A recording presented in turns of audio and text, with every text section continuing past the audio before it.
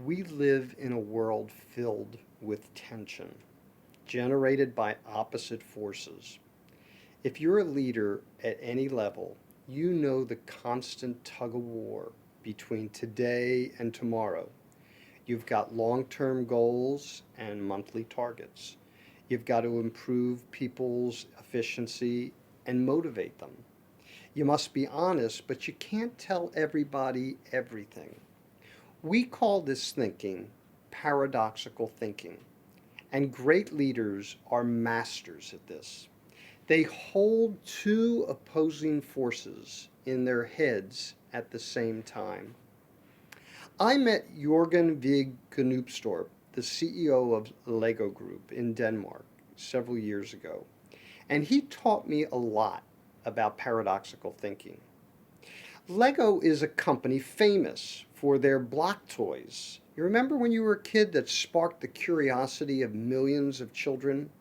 And like the kids who play with its products, Jorgen is open and curious, qualities that are essential for dealing with our complex, multidimensional world.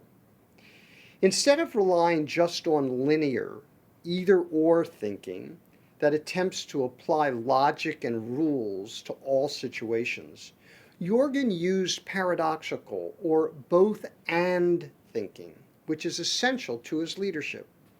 Let me give you a couple examples. He's realistic about his business and what's working and not working, and he's hopeful and optimistic about the future.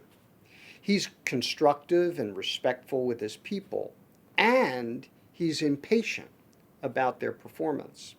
He's confident and he's humble. He's comfortable taking charge, and then he lets go. And in his management meetings, he tries to have conversations above the line and below the line. Above the line is the rational part, the decisions made and their impacts. Below the line are emotions and relationships. This is how people react to what is being decided and to each other. Now, probably one of the most challenging paradoxes for me and so many other leaders is the idea of committed detachment. Committed detachment. Let me give you an example.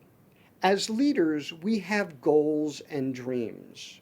We make commitments to other people and have expectations for ourselves.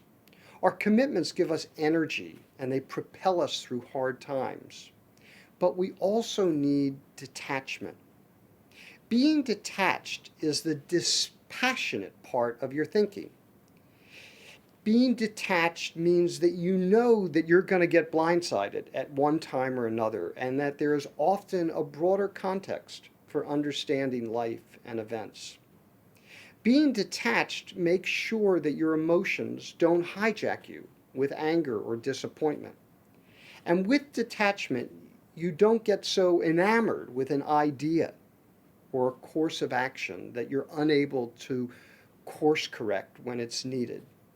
It's also vital for your personal well-being because even though you may be fiercely committed to something, being detached lets you step back from work and your responsibilities so you can get the needed downtime and devote yourself to recharging your batteries.